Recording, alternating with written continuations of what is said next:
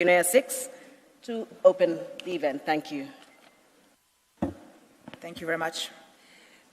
Excellencies, distinguished delegates, ladies and gentlemen, it's my great honor to call to order the third plenary meeting and to declare open the high-level segment of the sixth session of the United Nations Environment Assembly. A warm welcome to everyone who has gathered here for the high-level segment of the Assembly, which is taking place under Agenda Item 9 on the theme Effective, Inclusive and Sustainable Multilateral Actions to Tackle Climate Change, Biodiversity Loss and Pollution. I am informed that more than 5,500 participants have joined us for the sixth session of the Environment Assembly, which is indeed a testament of the growing recognition of UNEA as the center of multilateralism and the role of Nairobi as the environmental capital of the world.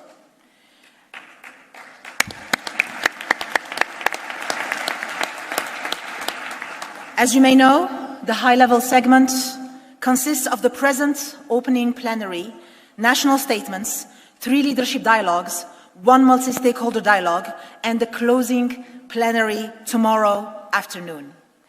And I look forward to continue working closely with you within the next 2 days to make this session a success. I now have the honor to address the Assembly.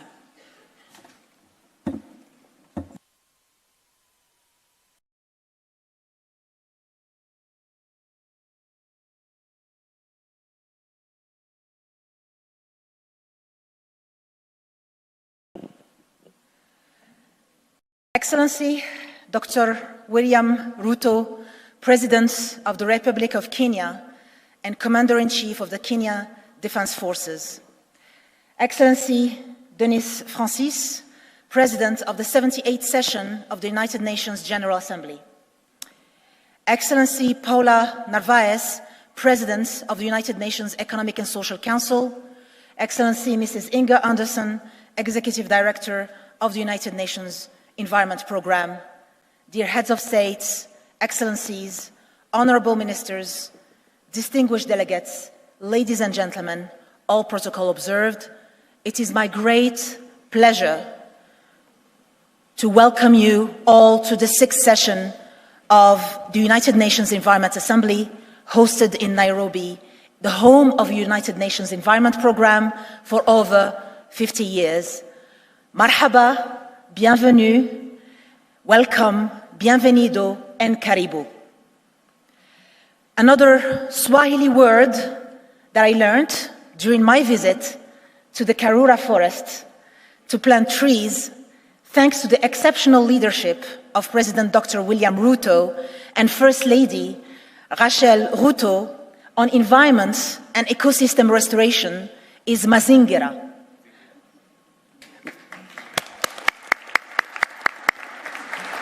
Which means environment. Excellencies, distinguished delegates, we take great pride in the progress made on the global environmental agenda, but we know that we are fast approaching the point of no return, where human progress is at risk. In many areas of the world, the point of no return was already reached. 3.2 billion people, or 40% of the world's population, is suffering from ecosystem degradation, requiring immediate action. We are here to ensure that multilateralism is strengthened to deliver solutions critical to tackling the planetary environmental crisis of climate change, biodiversity loss, and pollution, and their side effects of desertification, ecosystem degradation, and drought. Excellencies, distinguished delegates, let me say a few words about environmental multilateralism. In 2024, we have many reasons to be distracted by our mission of putting the world on a sustainable development path, since we are all facing 3 inflection points wherever we live. In 2024, there are at least 2 major armed conflicts in Europe and the Middle East, with devastating effects and global geopolitical, economic, and social implications that are felt in every part of the world. That is inflection point number one. The second inflection point that might be distracting us as politicians and as policymakers is that 40% of the world's population might be electing or is electing its leaders this year. Leaders that might change or even reverse sustainability policies and achievements. And Excellencies, distinguished delegates, the third inflection point in 2024 is that the multilateral system is under unprecedented pressure, to say the least. That is why UNEA 6, the highest level multilateral decision-making body on environmental issues gathering in 2024 in Nairobi, Kenya, is critical. We are here at UNEA 6 to consolidate the achievements of our predecessors and to stay focused on our mission. We are here because we firmly believe in multilateral cooperation and international solidarity.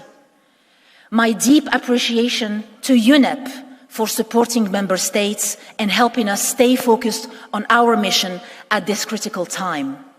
My most sincere appreciation to UNEP Executive Director, Mrs. Inger Anderson, and her team for their unwavering commitment to steer global efforts to strengthen the environmental pillar of Sustainable Development Goals.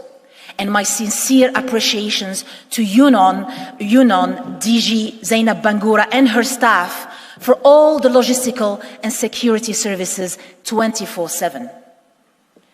Excellencies, distinguished delegates, yes, the multilateral system is under unprecedented pressure. And yes, we can rise to the challenge and deliver. His Majesty, King Mohammed VI, in his message to COP28 Dubai, emphasized this urgency. Quoting, quote, the IMF World Bank annual meetings held in Marrakesh concluded that there was a pressing need to reform multilateralism and development financing. Two levers humanity came up with to meet the challenges of the 20th century, two levers in which we believe. It is that conviction which is motivating my country as President of the United Nations Environment Assembly.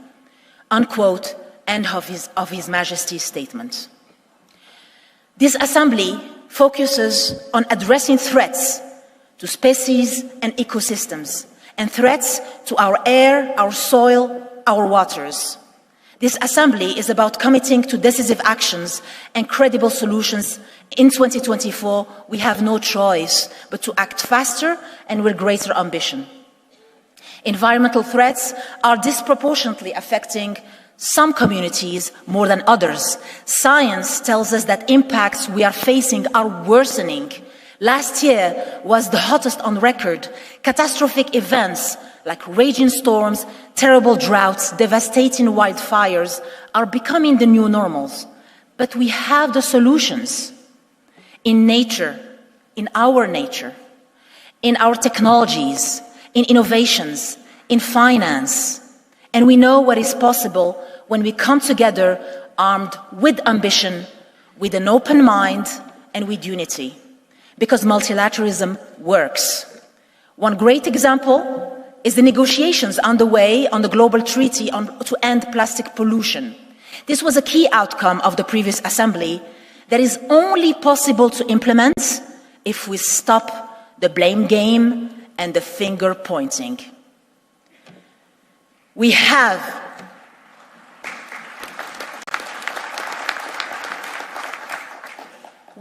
the opportunity to leave our mark this year too, in committing to ambitious actions on a range of environmental challenges. We must drive inclusive and multilateral action and focus on our energy on key and credible solutions. And the good news is that we have examples from around the world that we can emulate, from governments, from enterprises, from youth, civil society, local communities, that we can use to protect environmental health, to protect human health, and to protect human lives. We are convinced that the promise of revamping environmental multilateralism during this UN decade of ecosystem restoration cannot be delivered without a coordinated effort between the UN system and the most driven, the most enlightened leadership from the private and public sectors with cutting-edge technologies, investments in R&D, innovative funding expertise, and with sustainable engagement with local communities. That is why I've taken the initiative to put together a group of like-minded, purpose-driven leaders who share the personal sense of urgency to advance environmental multilateralism and to align financial flows with science and sustainability. These leaders pledge to coordinate with the UN system to build a better engagement from industry, and I've addressed a letter to His Excellency UN Secretary General so this group could form the Alliance of Goodwill Environmentalists and could possibly act as a much-needed support for upcoming UNEA's presidencies, including from the Global South. Excellencies, dear colleagues, as President of this Assembly, my vision is to scale up efforts to overcome our challenges. We must pragmatically look at what we know works and scale that up faster and better. We must nurture what unites us and build on the synergies between the different multilateral environmental agreements and other multilateral agencies. But I also believe, given the fast pace of innovation, that we must stay curious regarding solutions that are yet to be proven, so that we can take, as policymakers, informed and science-based decisions at the right time. Action, credibility, and implementation at all levels is the only way for the resolutions adopted by this Assembly to help us to build the roadmap we want for the environment and sustainable development. In the draft ministerial declaration, we agreed as member states to take ambitious action to achieve climate-resilient development and protect our communities against disasters exacerbated by the triple planetary crisis. We are on the verge of agreeing, Excellencies and dear colleagues, to elevate action to tackle all forms of pollution.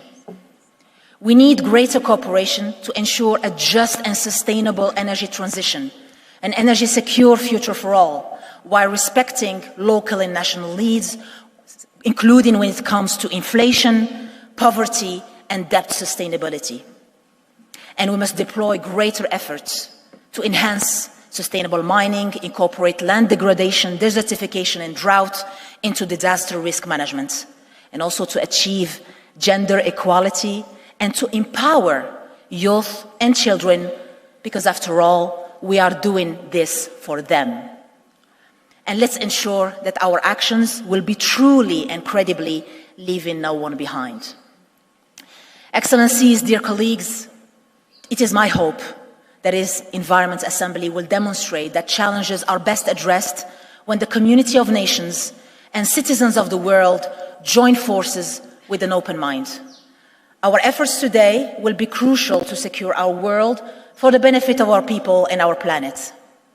To conclude, Excellencies and dear colleagues, I continue to count on your commitment and look forward to working with you in this United Nations Environment Assembly to deliver on the expectations of the international community and the expectations of our people. Thank you very much.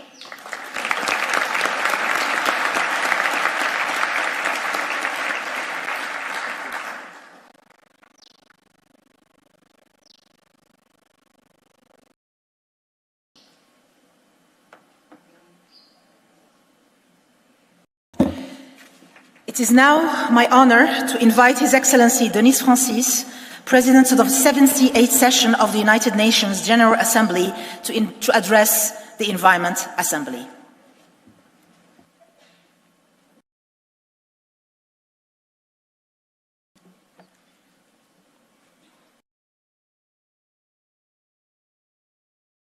Your Excellency Dr. William Samoei Ruto, President of the Republic of Kenya.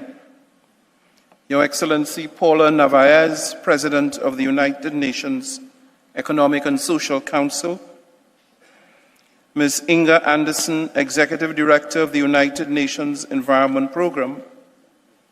Her Excellency Laila Ben Ali, President of UNEA in its 6th session. Esteemed heads of state and government, Dr. Tedros Ghebreyesus, Director General of the World Health Organization, Excellencies, distinguished guests, ladies and gentlemen. Allow me to express my sincere appreciation to Your Excellency, the President of Kenya, and to the government and people of Kenya for the gracious hospitality extended to me and my delegation since our arrival to attend this auspicious sixth session of the United Nations Environment Assembly. I would like also to congratulate Madam President of the Assembly, Your Excellency Laila Benali, the Minister of Energy, Transition, Sustainable Development of the Kingdom of Morocco, for her steadfast leadership as President of the Assembly in advancing the pivotal discussions on the agenda. It is an honor to be in Nairobi, a significant UN hub and home of UNEP.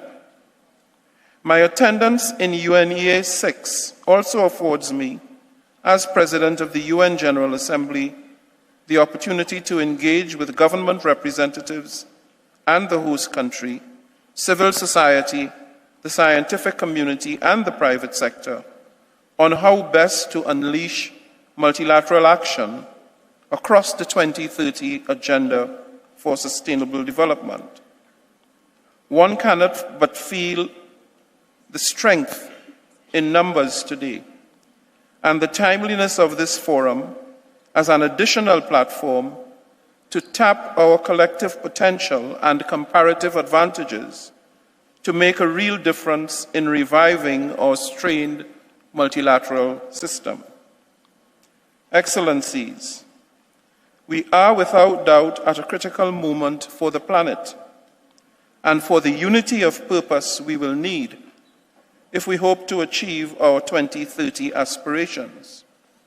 For years, we have known that a healthy environment is both an essential requirement for and a key enabler of a more safe, just, and prosperous tomorrow.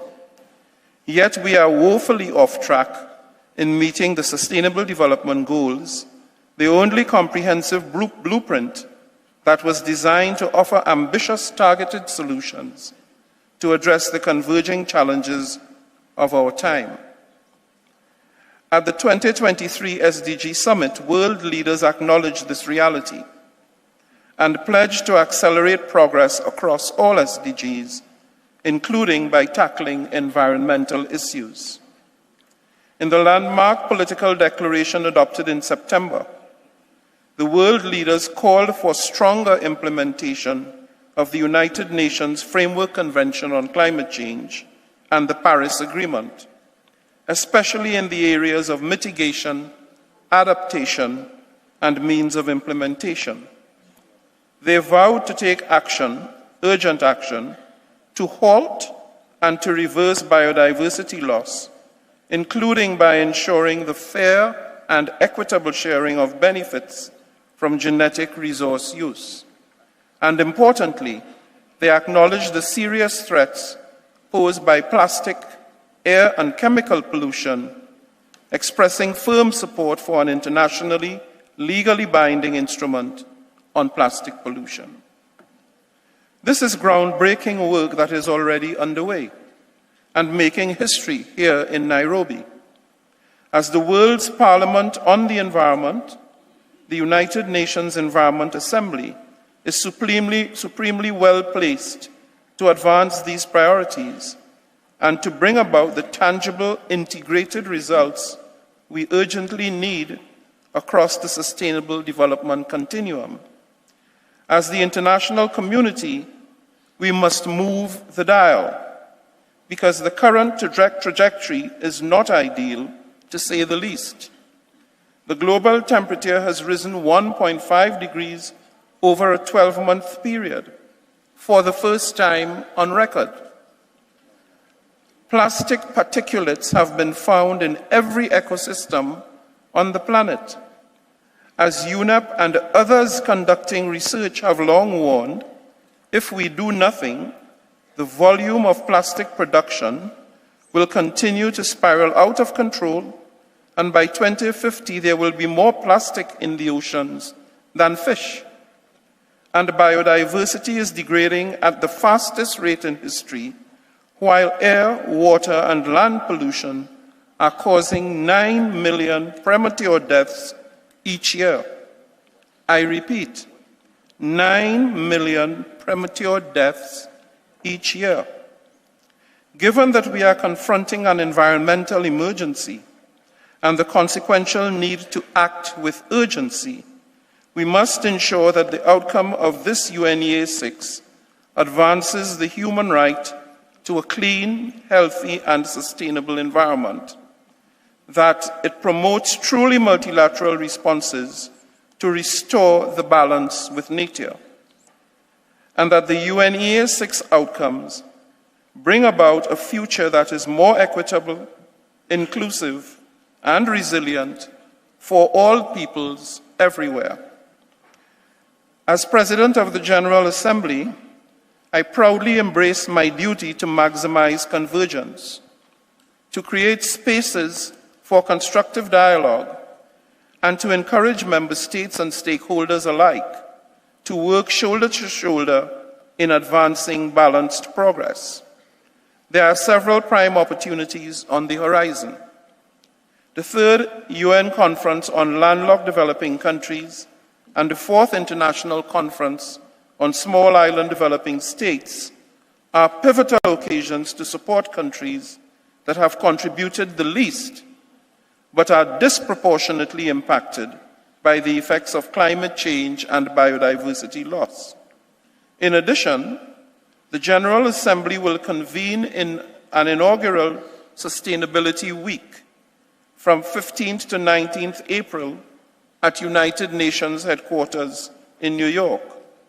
The high-level gathering, a cornerstone shared future we want. To that end, I encourage all member states to participate at the highest possible levels.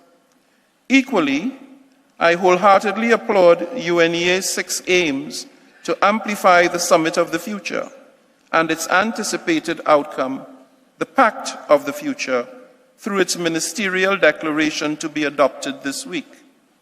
I have no doubt that this will be an invaluable input for the summit, as world leaders will gather in New York in September to seek to revitalize multilateral cooperation and forge a new global consensus on how to deliver better for people and planet. In all these endeavors, let us be clear that we are called to action in the service of, quote unquote, we the peoples, especially all those who have been underserved and at highest risk of being further left behind, the LDCs, the LLDCs, and the SIDS, and those underrepresented at the negotiation table to advocate for better solutions, that is, women, children, indigenous peoples, persons belonging to minority groups, and other vulnerable communities. Translating commitments into meaningful change means stepping up implementation of the Addis Ababa Action Agenda by significantly scaling up finances for sustainable development and providing the means of implementation to developing countries. It means forging the strong and diverse partnerships that will be essential for our success. And it means mobilizing and allocating the financial and technological support to implement sustainable and environmentally sound solutions. Without being overly optimistic, and as we chart the path ahead, let me conclude with a quote from Maurice Strong, UNEP's first executive director and pioneer of global sustainable development, who once said that, and I quote, "I am convinced the prophets of doom have to be taken seriously. I'm equally convinced with the desired unity of purpose that we can and must usher in a new era of planetary stewardship, one that catalyzes action across multiple fronts to bring about peace, prosperity, progress, and sustainability for all, everywhere. I stand ready to mobilize the General Assembly to that end. Yes, we are facing formidable challenges, but I firmly believe that we can overcome the deepening geopolitical tensions, acting in unison and laser-focused in our ambition. We stand a better chance to succeed in overcoming the myriad of challenges we are up against. I thank you.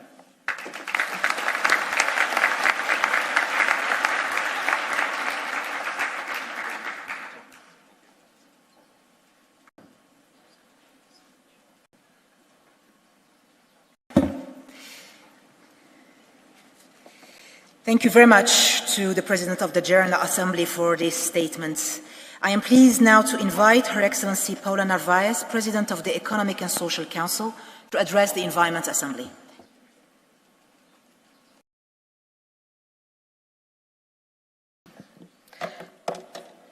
Su Excelencia, señor Presidente, Dr. William de Kenia, Dr. William Ruto, Su Excelencia, Presidente de la Asamblea General, señor Denis Francis, Directora Ejecutiva de UNEP, señora Inga Andersen, señora Presidenta de la UNEA 6, señora Leila Bendi, señoras y señores autoridades del Sistema de las Naciones Unidas, señores y señoras ministras, señores y señores jefes de Estado, excelencias, distinguidos invitados e invitadas. Es un verdadero placer sumarme a ustedes en esta fecha, en el 6º periodo de sesiones de la Asamblea de las Naciones Unidas sobre el medio ambiente. Mientras estamos reunidos, el mundo se enfrenta a retos sin precedentes que exigen una acción urgente y colectiva. El tema del 6º periodo de sesiones de esta Asamblea, medidas multilaterales eficaces, integradoras y sostenibles para hacer frente al cambio climático, la pérdida de biodiversidad y la contaminación, subraya la magnitud de las crisis a las que nos enfrentamos y la necesidad imperiosa de adoptar medidas decisivas para hacerles frente. La triple crisis planetaria del cambio climático, la pérdida de biodiversidad y la contaminación constituye una amenaza para el núcleo esencial de la existencia. Las cifras son elocuentes. 1.300 millones de personas corren el riesgo de sufrir los efectos del cambio climático y 1 millón de especies se enfrentan a la extinción debido a las actividades humanas. La contaminación en sus diversas formas se cobra la vida de 9 millones de personas al año. Tras alcanzar el punto medio de nuestra Agenda 2030, nos enfrentamos a una disyuntiva crítica. Lo sabemos, los objetivos que nos proponemos son ambiciosos, pero también sabemos que son alcanzables. Sin embargo, el progreso se realiza a un ritmo que es insuficiente y los retos que nos aguardan son de enormes proporciones. En cifras, el 50% de las metas de los ODS no han avanzado lo suficiente. La mitad, estamos diciendo. El 30% se han estancado o han retrocedido y el 15% definitivamente no van por buen camino. Los resultados de la cumbre sobre los ODS del 2023 dejaron en claro que aunque se han logrado avances, falta muchísimo para que alcancemos los objetivos al 2030. Por eso debemos reconocer que los objetivos están interconectados y que es necesario actuar con sinergias. No podemos permitirnos abordar estos retos de forma aislada.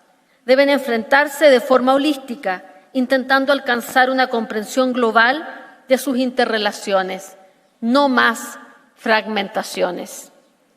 Hay muchos ejemplos que subrayan la necesidad urgente de adoptar enfoques coordinados e integrados, como demuestra el reciente informe publicado por el Departamento de Asuntos Económicos y Sociales y la Convención Marco sobre el Cambio Climático. En este informe se destacan algunos datos importantes que justifican estas sinergias.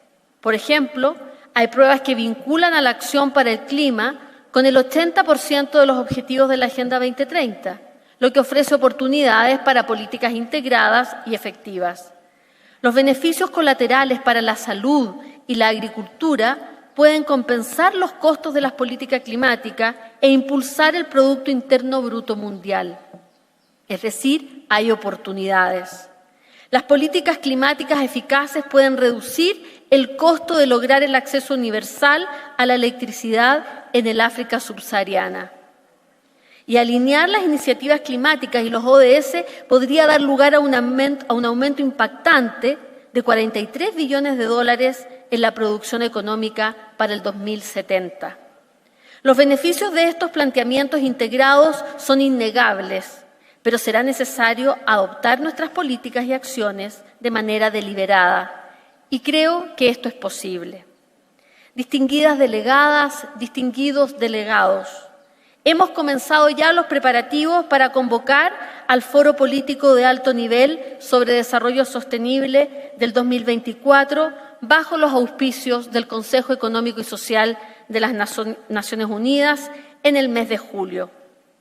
Ello justo después de los resultados de la cumbre de los ODS del 2023 y de este sexto periodo de sesiones de la Asamblea de las Naciones Unidas sobre Medio Ambiente.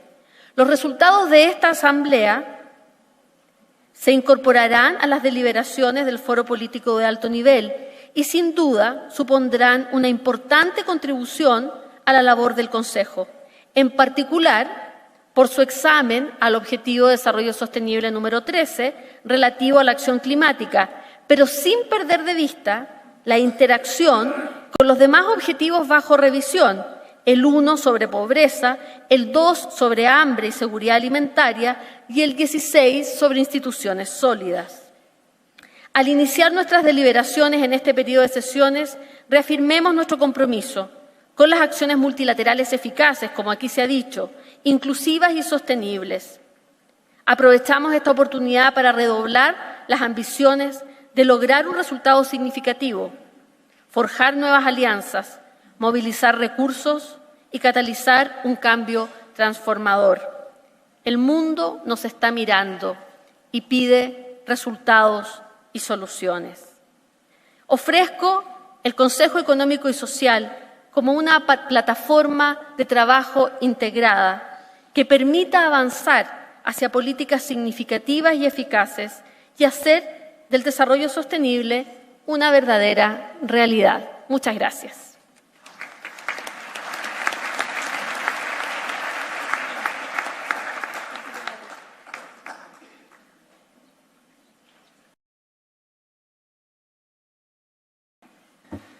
Muchas gracias a la señora Presidenta del Consejo Económico y Social. At this stage, I invite the Assembly to view a video message of His Excellency Antonio Guterres, Secretary General of the United Nations, who was unable to join us in person.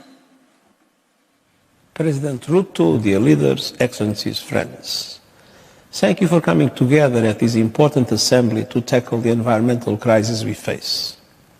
Your efforts are urgent. Our planet is on the brink. Ecosystems are collapsing. Our climate is imploding. And humanity is to blame. The fallout from poisoned rivers to rising seas harm us all. Yet, those least responsible suffer most, a burning injustice. We must work together to combat this crisis, recognizing the links between them, to put the world on a sustainable path and turbocharge sustainable development. That means taking urgent action to accelerate a just transition from fossil fuels to renewables, to adapt to extreme weather, deliver climate justice, get a grip on pollution, protect and restore ecosystems, and drive progress towards the other targets in the Kunming-Montreal Global Biodiversity Framework. Countries must set national targets to deliver that framework. They must capitalize the new Loss and Damage Fund And they must create new economy-wide, nationally determined contributions by 2025 that align with limiting global temperature rise to 1.5 degrees Celsius. Together, we need governments to deliver a new treaty on plastic pollution and to massively increase finance for sustainable development and for climate and biodiversity action in developing countries. I urge countries to deliver our proposed SDG stimulus. And all commitments made by developed countries must be met. We must also ensure that production and trade of those minerals critical to the renewables revolution is sustainable and provides maximum benefit to developing countries. The United Nations panel on critical energy transition minerals will support these efforts. This Assembly plays a vital role in driving environmental action. And you have shown before that you can unite and deliver, most recently with your historic decision to negotiate a plastic treaty. I urge you to do so again and go further. There are many important resolutions before you, so please take this chance to drive multilateral solutions. Let's see the Nairobi spirit deliver once again. Thank you.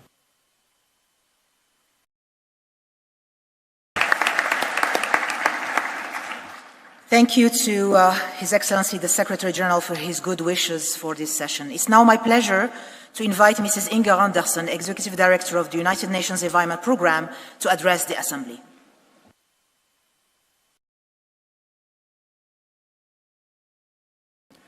Your Excellency William Samoei Ruto, President of the Republic of Kenya, Excellencies here gathered to the UNEA, Excellency Denis Francis, President of the General Assembly of the United Nations, Excellency Paula Navais, President of ECOSOC, ministers, ambassadors, delegates, partners and friends, activists, welcome to Nairobi. Special welcome, of course, to my colleagues from the United Nations. It's a pleasure to see you all here from other agencies. Welcome to this high-level opening of the 6th session of the United Nations Environment Assembly here in beautiful Nairobi, our home, the environmental capital of the world, as we like to call it. My thanks to you, President Ruto, for continuing to strengthen Kenya's commitment to UNEP and indeed to global environmental action. Excellencies, we are here because the environmental crises facing the world are spreading and intensifying. We are living in an age of a climate emergency, and the warning lights on the planetary dashboard are glowing red hot. We are living in an age of withering nature, of dying lands and vanishing species. We're living in an age of a planet and people poisoned by chemicals and plastic, by waste and pollution of all kinds. Our high carbon, resource-hungry growth has sent some planetary systems teetering on the edge of the tipping points. Once these systems fail, they may not rise again, and humanity itself might also find itself flawed. But we cannot and must not despair, because the power of change lies with us, with you, with the members of this Assembly, the governments they represent and who make up the wider UNEA and the UNEP family, from the multilateral environmental agreements to the scientists, from civil society to youth, from indigenous people to businesses and financiers who know that they must do things differently.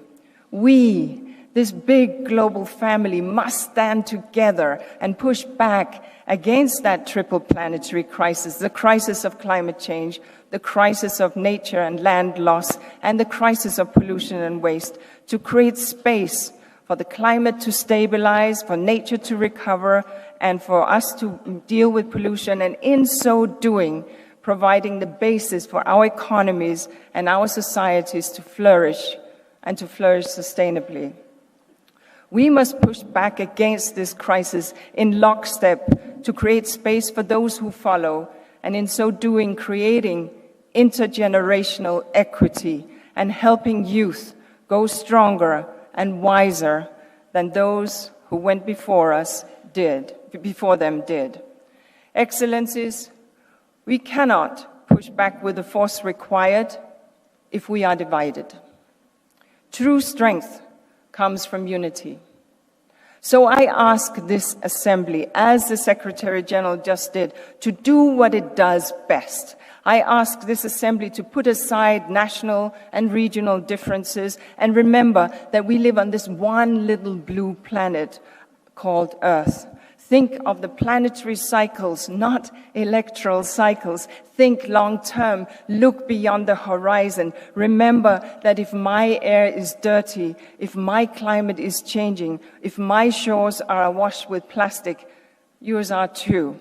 If we stand together, or we will either stand together or we will fall together. That is inclusive multilateralism. So I ask this Assembly to once again show the Nairobi spirit, that spirit which we believe lives here on these rolling hills in Gigiri, that spirit that 2 years ago put us on a path to end plastic pollution. And I ask that you conclude the hard work that has gone on over the past weeks and months by passing the resolutions and decisions on the table in the strongest form possible, and to show the world that the Nairobi spirit is alive and well. And of course, once passed, to expeditiously implement them with determination. But I also ask you to recall that this Assembly is more than just a set of resolutions or decisions. This is where the global community gathers to think and to dream bigger, to reimagine how we can work better and smarter and harder and faster together to hold the future that we want in our mind's eye and to make it happen. We saw that vision yesterday when the many multilateral environmental agreements that set the global guardrails on the environment came together here in Nairobi for the first time. It was a bit of a family reunion. They sought ways to lift each other up, to unite, and to become more than the sum of their parts. These agreements have already delivered many results. Let's recall some. Protecting the ozone layer. Many species and huge areas of land and sea protected. Slowed the rate of climate change. Raised the profile of desertification and land degradation action. Eliminated toxic substances dangerous to human and planetary health, and much, much more. Made in UNEP, these MEAs are making massive progress wherever they are and really delivering on environmental multilateralism. If they can do, they are here, and by unifying their efforts and by following suit, we can make a much stronger future that we all want become reality. Excellencies, as I said, we are living in an age of intensifying environmental threats, but we are also living in an age of cascading commitments, hope, and action. The environmental movement, as embodied in this Assembly, is bigger than ever, stronger than ever, more united than ever. We can push back against the triple planetary crisis if we show unity of purpose at this Assembly and beyond. We can purpose to shun fossil fuels and look towards renewable energy sources, purpose to conserve and restore the natural world and our lands, which gives us life, purpose to keep harmful chemicals, pollution, and waste out of our ecosystem, and yes, out of our bodies. This is our great task, the most important one we will ever undertake. Billions of people are depending on us to succeed. Let's not let them down. Thank you.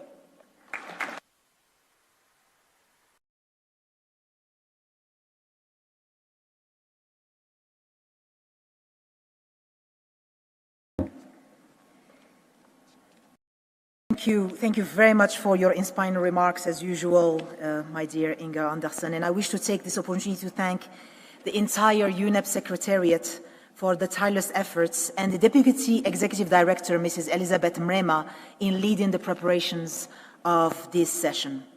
I now have the pleasure to invite Dr. Tedros Ghebreyesus, Director General of the World Health Organization, to address the Assembly.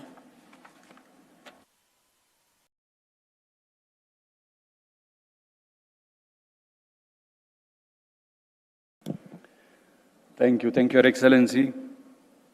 Jambo. Habari yako? Salamu Kenya. Thank you. Your Excellency, President William Ruto, Your Excellency Dennis Francis, President of the UN General Assembly, Excellencies, Heads of State and Government, Honorable Minister Laila Ben Ali, President of the UN Environment Assembly, Excellency Paula Narvaez, President of ECOSOC, and my colleague and sister Executive Director Inge Andersen, Excellencies, dear colleagues and friends. It's an honor to be here, and I thank Inge and UNEP for the invitation to address you today. The health of humans, animals, and our environment are woven together in a bond that's inextricable, yet fragile. This is not a new realization. The father of medicine, Hippocrates, said, "The physician treats, nature heals." We're now relearning what humans have always known, but which, since the Industrial Revolution, we have forgotten or ignored, that when we harm our environment, we harm ourselves. For centuries, we have plundered our planet in the name of progress.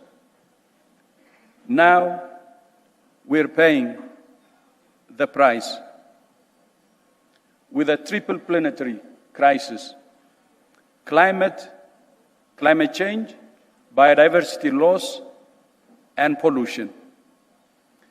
If our planet were a patient, it would be admitted to intensive care.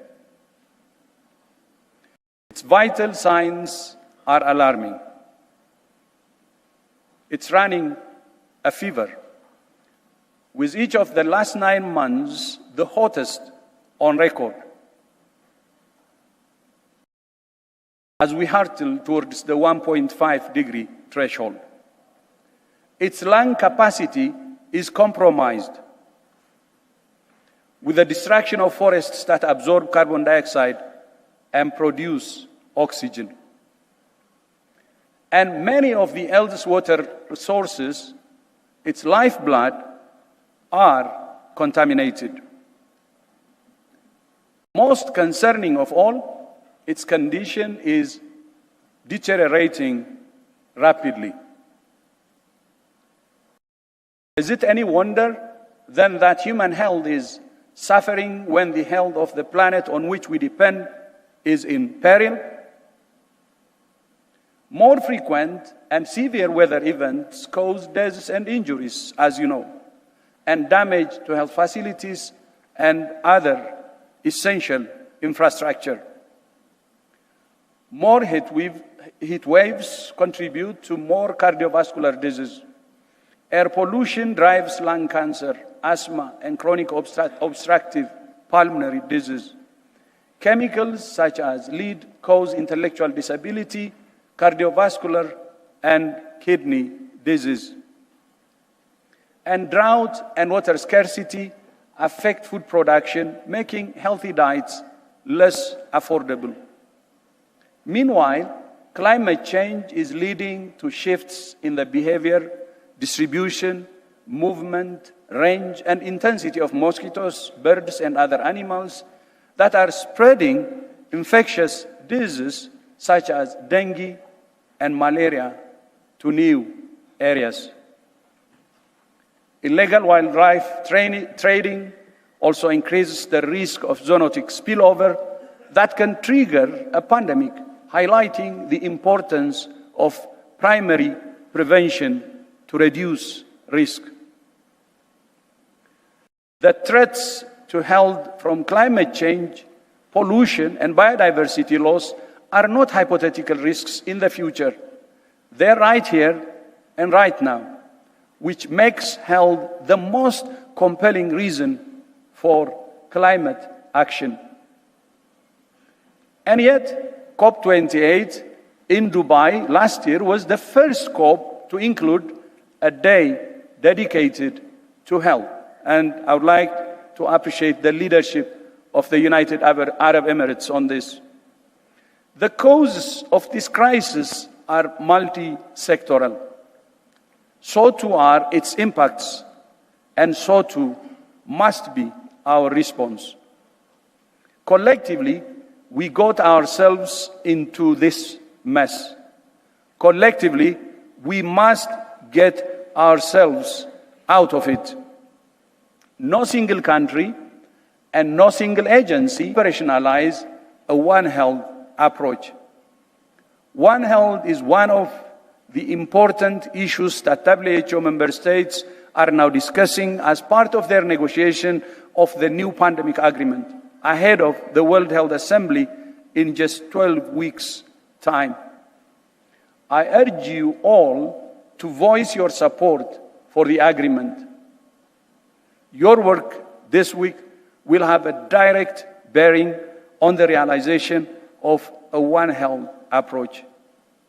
And I welcome the 6 areas Executive Director Inge has outlined in her report in which countries can take more effective, inclusive, and sustainable multilateral action. In particular, the resolutions on air quality and chemicals, waste, and preventing pollution are important for driving sustained multi-sectoral action to protect the health of people and planet. We would also like to see health reflected strongly in the new agreement on ending plastic pollution. In this and many other areas, WHO remains committed to supporting all countries with evidence-based technical tools, including our air quality guidelines, the Global Framework on Chemicals, and the WHO Chemicals Roadmap. Excellencies, dear colleagues and friends, the patient is in peril, and the patient is our planet. Band-aid solutions will not do. We need transformative action. We must transform our energy and transport systems, our food systems, our health systems, and we must transform, especially ourselves, to break out of siloed mindsets and work for effective, inclusive, and sustainable multilateral action, because we have no other choice. For everything that makes us different, we're one species, sharing the same DNA and the same planet. We have no future but a common future. I thank you. Asante sana. And finally, I would like to take the opportunity to appreciate President Ruto's leadership and commitment to universal health coverage, and also for hosting UNEP, one of our excellent agencies, and also for hosting this assembly. Asante sana, Your Excellency.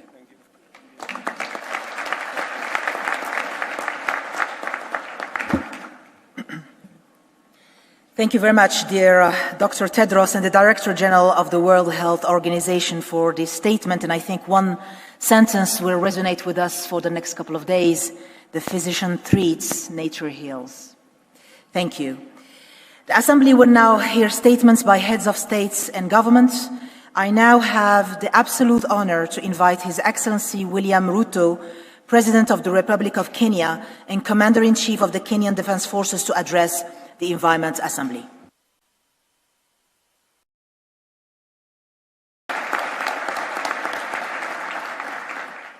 Thank you very much, Madam Leila. Your Excellency, Madam Leila Ben Ali, President of UNEA 6. Your Excellency, Paula Naves, President of Economic and Social Council of the United Nations. Your Excellency, Abiy Ahmed Ali, Prime Minister of Ethiopia, and my guest who is on a state visit to Kenya. Your Excellency, President Hassan Sheikh, President of Somalia. Your Excellency, President Eric Mokwetsi Masisi, President of Botswana. Your Excellency, President Ismail Gele, President of Djibouti. Your Excellency, President Brice Oligui, President of Gabon. Excellencies, Vice Presidents, Prime Ministers, Heads of State,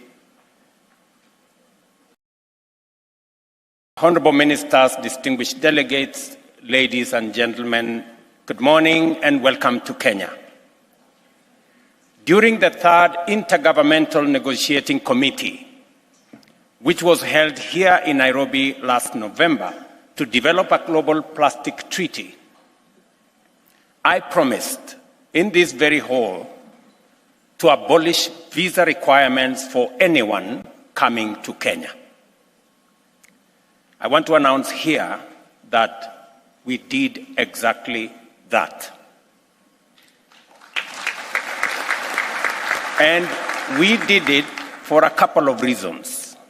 Number one, because Kenya hosts the only UN headquarters in the Global South, the largest UN headquarters in the world, and also that Kenya is the home of humanity. And therefore, to require anybody to get a visa while going home is not fair.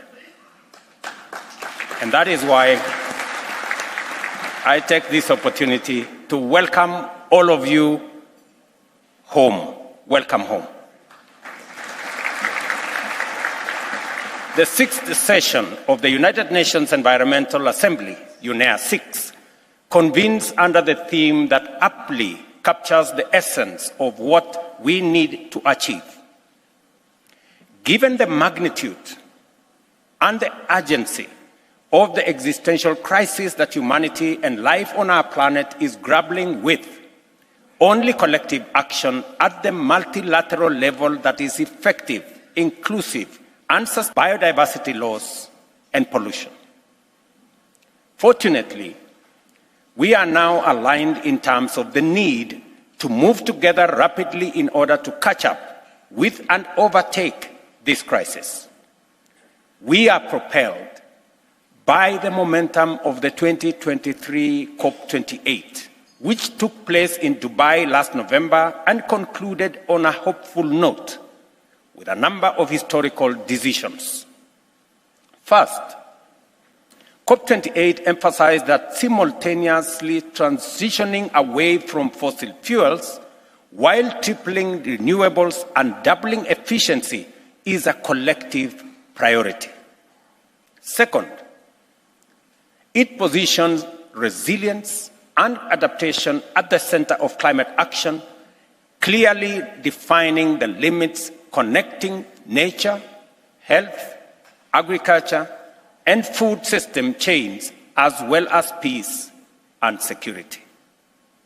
If there was ever any doubt, COP28 confirmed that climate change is no longer to be seen as an abstract concern residing in distant future, but a real and present danger that requires urgent collective action from all of us.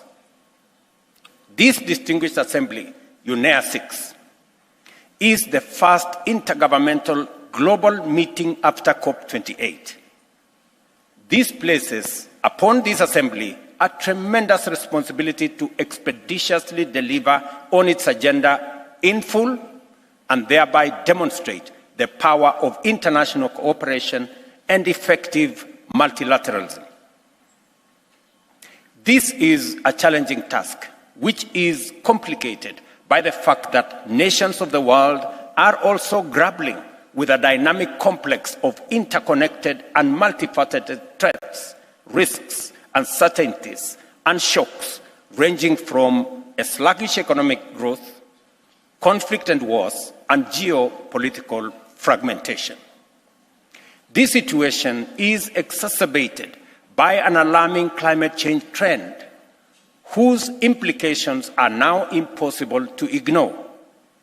Record-breaking temperatures on one end, catastrophic droughts and floods, escalating sea levels, landslides, rampant wildfires. If anybody watched TV last night, we were witnessing huge wildfires in the US, severe cyclones which have become frequent and familiar in many regions worldwide. Science is unequivocal that human activity are the primary catalyst for this phenomena. Consequently, as humankind, we are faced with a critical decision to radically alter our course or persist on the current path, endangering our very existence. Undoubtedly, we collectively appreciate this predicament, yet our track record on course correcting is mixed. On one hand, undeniable progress has been made on several fronts. At COP28, we operationalized the Loss and Damage Fund to support economic and non-economic losses and damages associated with adverse effects of climate change in climate-vulnerable developing nations. At the same time, the adoption of the coming Montreal Global Biodiversity Framework was pivotal in defining the actions that must be taken under and within this decade in order to curb biodiversity loss by 2030 and set the planet on a path of restoration and recovery.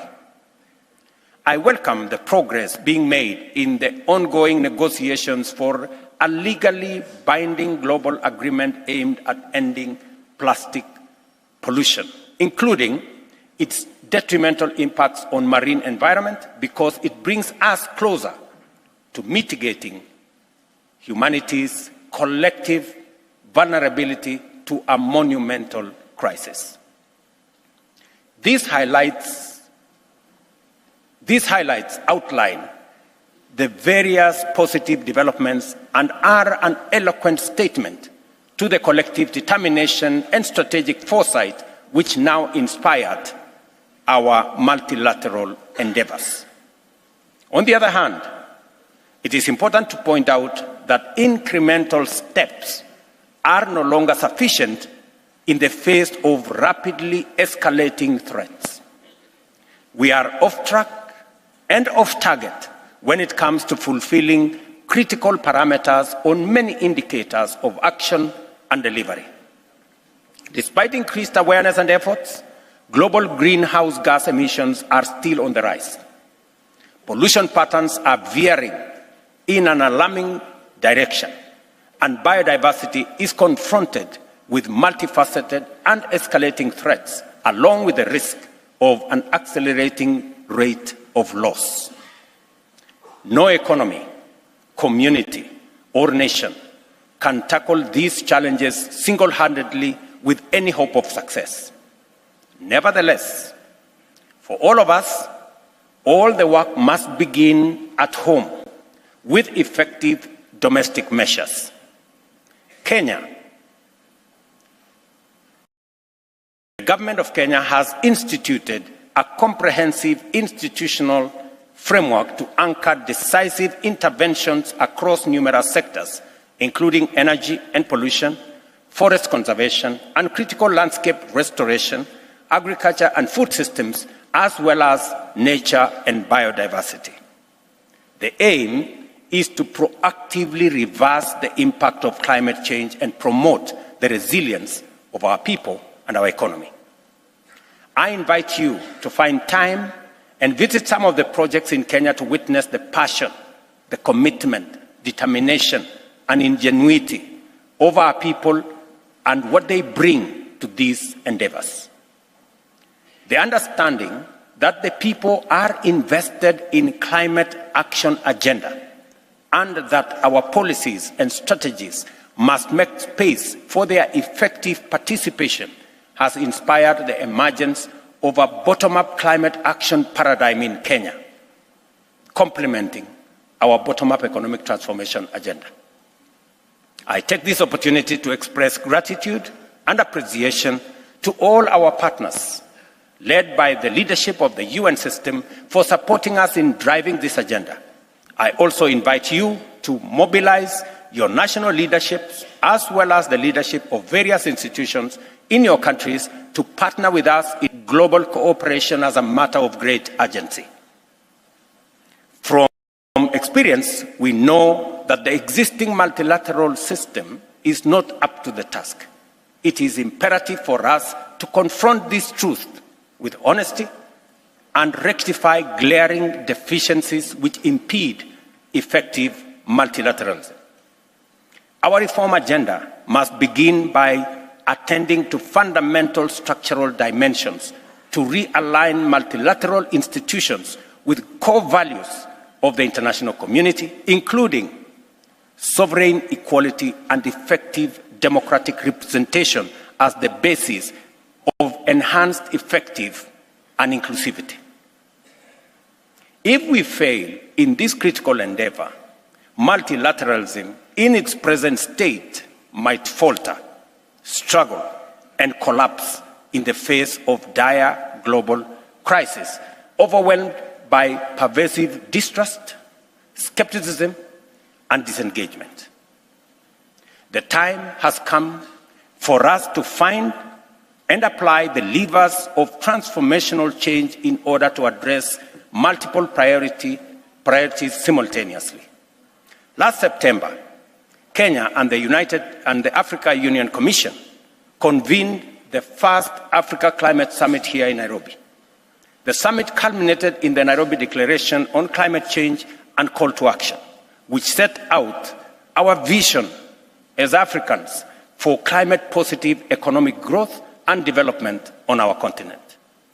The summit recognized that our continent has the fundamentals to spearhead progress along a path compatible with effective climate action by serving as a cost-competitive industrial hub with the capacity to support other regions in achieving their net zero ambitions. It also called for the urgent reform of the global financial architecture to rectify its current deficiencies and modernize the entire system to meet the development needs of the majority in the 21st century. African countries and many other developing countries pay significantly higher costs, up to 5 times more than others, for our debt. Those seeking investments in private projects face high costs of capital driven by real and imaginary risks. This arbitrary, unjust, discriminatory, and unequal state of affairs is untenable given the pressure of time, limited resources, and the imperative to actualize a fairer and more inclusive development and responsive global governance. Excellencies, ladies and gentlemen, international collaboration is crucial in promoting the adoption of the reduce, reuse, and recycle life cycle approaches to waste that are vital for sustaining the blue economy and its ecosystems. Kenya's response to ban single-use plastic has proved effective. To build on this progress, we are implementing the Green Economy Strategy and Implementation Plan to shift waste management to a circular economy. I urge the global community to advance towards a climate-neutral, resource-efficient, and circular economy. We commend United Nations Environmental Programme, UNEP, for its role in the intergovernmental negotiations for the Global Plastic Treaty. Building on this achievement, and in line with promoting efficiency and effectiveness, I urge the global community to support Africa's position that the Secretariat of the treaty be headquartered here in UNEP.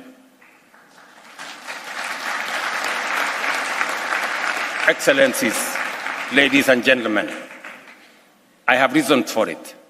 The current global environmental governance remains fragmented despite the historic agreement at the Rio+20 conference, which calls for the consolidation of headquarters functions in Nairobi.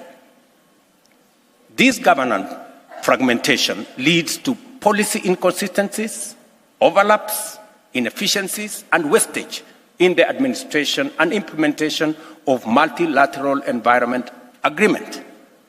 Addressing environmental issues in this manner diminishes efficiency and effectiveness, undermining our ability to make meaningful change.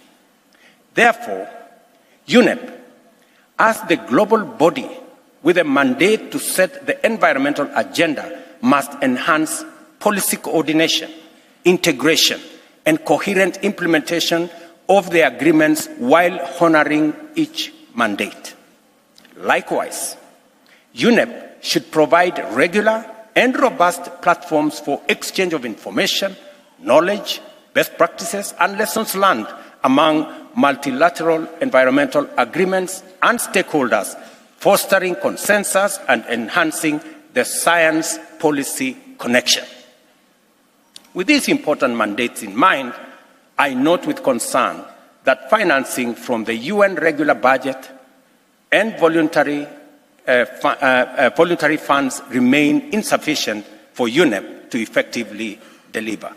And I am happy Dennis Francis is here with us, that you will consider at the UN General Assembly the requests that have been made by UNEP on modernizing the facilities here. We are very proud that this compound where we are today is the largest UN compound on earth. Here, we have 140 acres donated by the people of Kenya because we believe in what UNEP is doing. We would expect a lot of support from the rest of the UN community to make this facility a truly environmental headquarters of the globe. I therefore urge the UN General Assembly to secure new, substantial, and reliable funding from its regular budget to provide consistent and sustainable support for UNEP's crucial work. Additionally, I appeal to donors to increase their voluntary contributions, recognizing the urgent and vast scope of current environmental challenges. Excellencies, ladies and gentlemen, we have 6 years left to deliver on the UN 2030 agenda for sustainable development. Unless we collectively undertake radical positive action, we are on course to fail. The obligation falls on each one of us to clearly identify their role in order to define our contribution to this collective endeavor.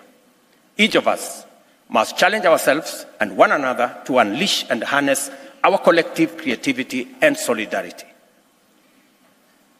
May the decisions and the discussions and engagements in these sessions mark a significant leap forward in this vital goal. As I conclude, I have been informed by the chair that most of the meetings have taken very long, sometimes ending at 2 a.m. in the morning, sometimes at midnight. You have done a very good job, and you deserve some holiday after this meeting. I just want to give you some hints on where to find a place to enjoy your time after this very committed service to humanity. One is that about 10 or 15 minutes from your hotel room is Nairobi National Park. You can visit Nairobi National Park. I, however, want to warn you that we have a fence around the Nairobi National Park, but sometimes the lions break out. So in the event that you meet a lion on the streets, please be careful. They are wild. Let me give you another hint that if you thought it's only humans who elect members of parliament and have a legislative body, I invite you to go to Naivasha, and you will find a phenomenon called the baboon parliament, where baboons meet regularly at a particular place, at a particular time, and they discuss their legislative issues. And if you have a bit more time, you may want to go to Masai Mara, where we have the wildebeest migration. And this migration is much more orderly than the human migration. They know how to cross borders, and they know how to move without causing any environmental damage.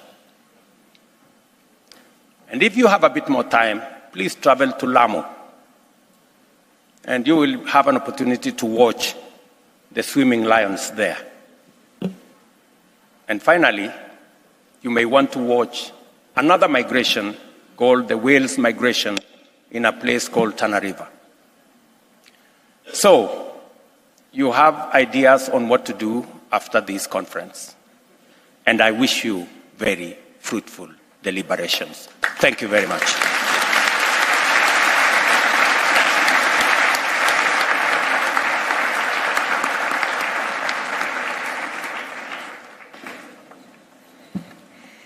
Thank you very much, Mr. President of the Republic of Kenya for this statement, and also for the holiday hints in Kenya. I'm sure this assembly will need a lot of that. Please allow me to take this opportunity to extend on behalf of all delegations our sincere appreciation to the people and the government of Kenya for their hospitality and for being champions for the environment. I now have the honor to invite His Excellency Mogwitsi Eric Masisi, President of the Republic of Botswana, to address the Assembly.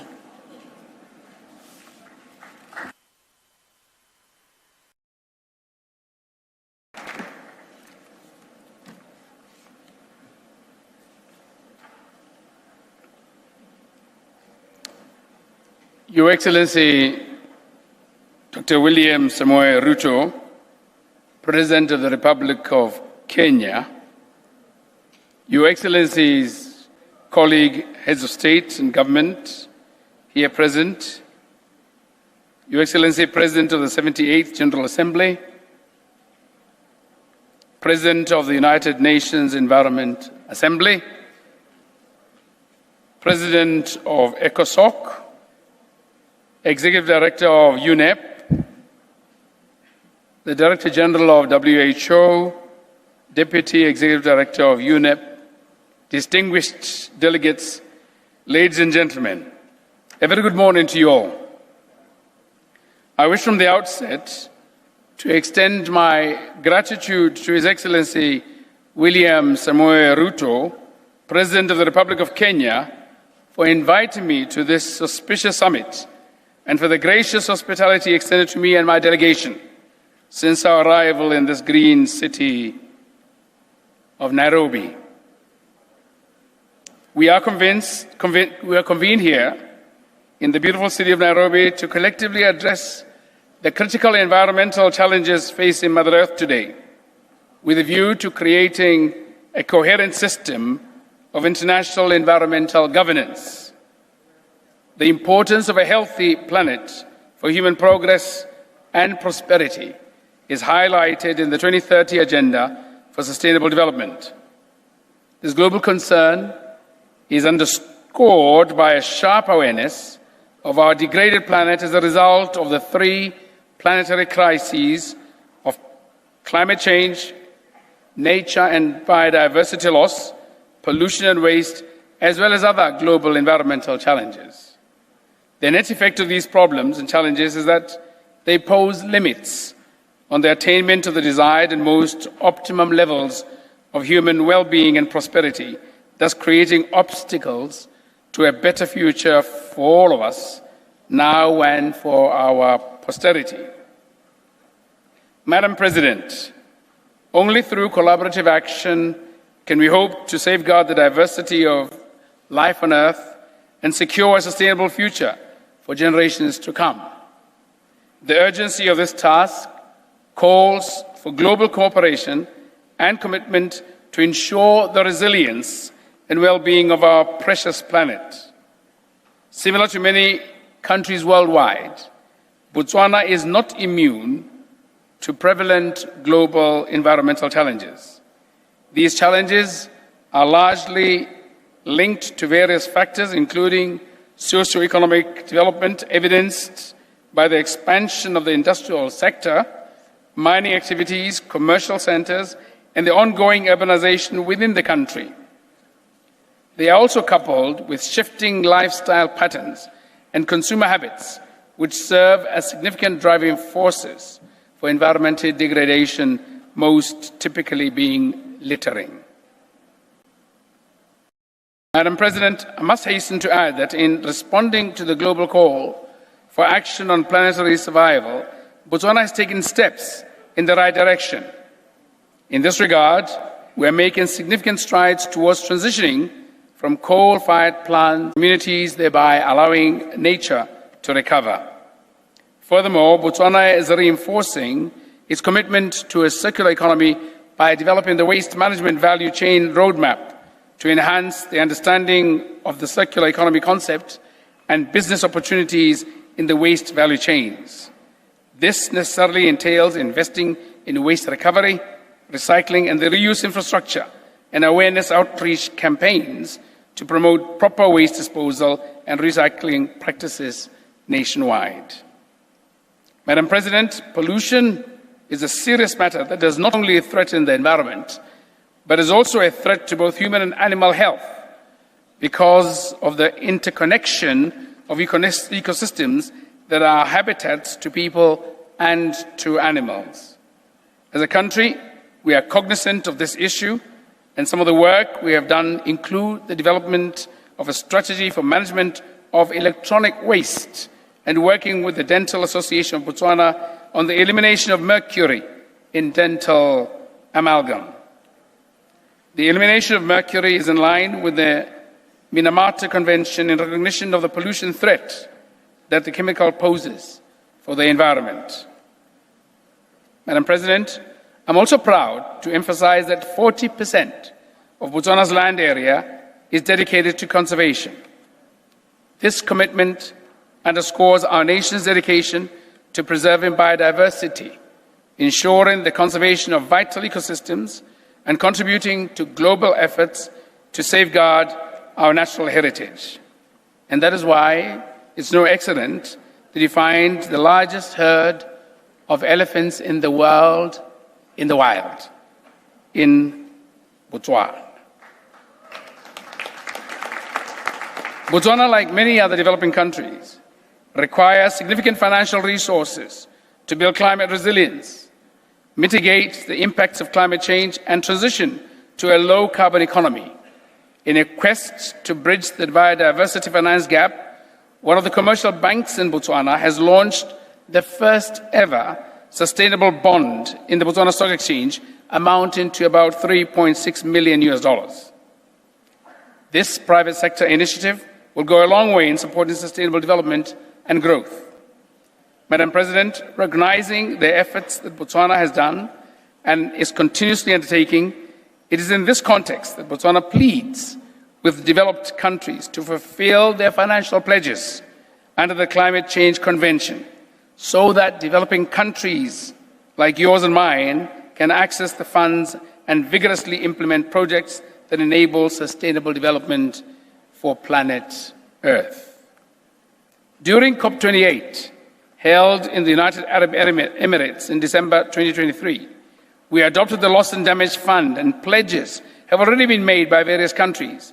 I urge those countries to honor their pledges in order to assist those greatly affected by climate change to assess and the much-needed resources for adaptation. Botswana and other Southern African countries are experiencing prolonged periods of drought and extreme temperatures that will surely have negative impact on the food security of our countries. Therefore, action is needed now. Excellencies, in my capacity as the chair of the Global Water Changemakers, we launched a high-level panel on water investments for Africa plan on the 2nd December 2023 during COP28, which aims to assist countries to mobilize at least $30 billion annually by 2030 for the achievement of water-related SDG targets on the continent. The Water Investment for Africa plan proposes to mobilize at least 30% of the $30 billion from institutional investors, pension funds, and innovative finance. This campaign aims to close the water investment gap in Africa for the achievement of the water-related SDG targets. In this respect, I encourage the private sector to play its part in supporting the efforts made at addressing water and sanitation challenges throughout Africa. Mr. President, Madam President, another string to my climate action bow is that I am also the Africa Climate Mobility Champion. This initiative seeks to generate data and analysis, as well as mobilizing political support for locally anchored solutions to anticipate and address climate mobility. Excellencies, distinguished guests, last but not least in importance, in my capacity as the global chair of the Group of Landlocked Developing Countries, LLDCs, it will be remiss of me if I don't seize this opportunity to urge the deliberations to also give eminence to the countries with special situations that bear the most pressure as a result of the three planetary crises of climate change, nature and biodiversity loss, pollution and waste, such as the landlocked developing countries, the least developed countries, and small island developing states. These nations are not just vulnerable, they are also left behind. They need support to uplift their people, create jobs, and foster sustainable growth. Therefore, I urge all of us in the similar spirit to stand in solidarity with the LLDC's agenda through an reinvigorated global partnership and support for the group. I hope to meet you in Kigali this June as we adopt a new ambitious and forward-looking program of action for the next decade. In conclusion, Madam President, let us collectively ensure that the legacy of responsible environmental practices transcends borders, leaving a permanent mark on the well-being of our planet. Through shared responsibility and collaborative actions, we can strive to create a sustainable legacy for generations to come. I thank you for your attention.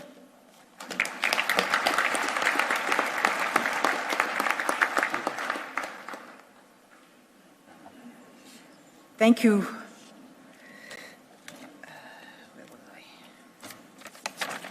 Thank you very much to the President of Botswana for his statements.